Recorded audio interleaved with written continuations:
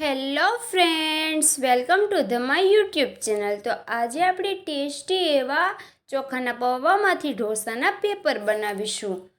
તો પેપર બનાવવા માટે મેં અહીં 2 બાઉલ લીધેલ છે। તો એક બાઉલમાં આપણે સૂજી એટલે કે રવો ઉમેરી દઈશું અને બીજા બાઉલમાં આપણે ચોખાના પૌવા મૂકી દઈશું। તો બંને વસ્તુના મેં અડધા બાઉલ ભર્યા છે। તો હવે આપણે જે રવો રાખ્યો છે તેમાં સારી રીતે પાણી ઉમેરીને તેને પલાળી દઈશું અને ચોખાના પૌવાને પણ પલાળી દઈશું। ચોખા અને રવો બંને પલળે તેટલું પાણી આપણે તેમાં ઉમેરી દઈશું। તેને 4 થી 5 મિનિટ માટે રહેવા દઈશું। તો 5-6 મિનિટ પછી તમે જોઈ શકો છો આપણો રવો છે તે ફૂલીને સરસ થઈ ગયો છે અને ચોખાના પૌવા પણ પલળી ગયા છે। તો હવે એક મિક્સર જારમાં આપણે જે પલાળેલો રવો રાખ્યો છે તે ઉમેરી દઈશું અને જે પલાળેલા ચોખાના પૌવા રાખ્યા છે તે ઉમેરી દઈશું।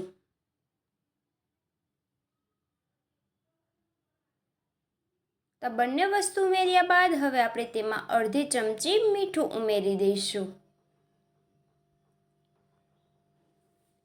અહીં આપણે થોડા ખાટા મીઠા પેપર બનાવવાના છે તો તે માટે થોડી એવી છાશ ઉમેરીશું।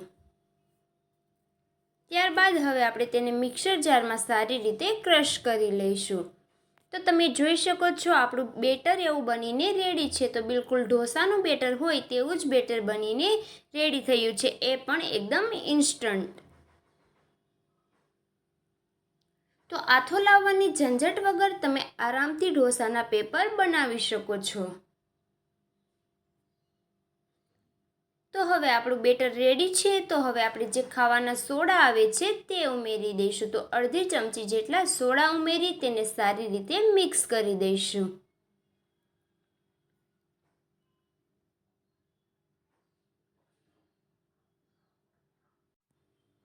તો અહીં હવે આપણે એક પેન લઈશું, તેમાં આપણે આ બેટર મૂકીને ઢોસા બનાવીને રેડી કરીશું। તો અહીં મેં લોઢીમાં નીચે થોડું ઓઇલ લગાવેલ છે। ત્યારબાદ આપણે આ રીતે ઢોસાનું પેપર બનાવીને તૈયાર કરીશું।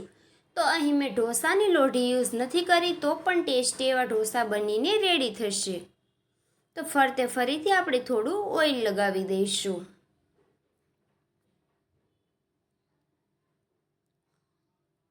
તો હવે આપણું જે પેપર છે તેના પર અડધી ચમચી કાશ્મીરી લાલ મરચું ઉમેરી દઈશું।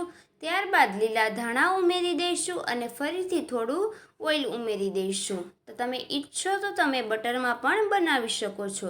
તો હવે આપણે તેને સારી રીતે સ્પ્રેડ કરી દઈશું। તો આપણું ટેસ્ટી એવું પેપર બનીને બિલકુલથી રેડી છે। તમે જોઈ શકો છો, આસાનીથી ઉચકી પણ શકો છો। તો તમે નરમ કડક તમારી રીતે કોઈ પણ જાતના પેપર બનાવીને રેડી કરી શકો છો। તો હવે આપણે પેપર બનીને બિલકુલથી રેડી છે। તો હવે આપણે તેના પર અમૂલનું ચીઝ ઉમેરી દઈશું।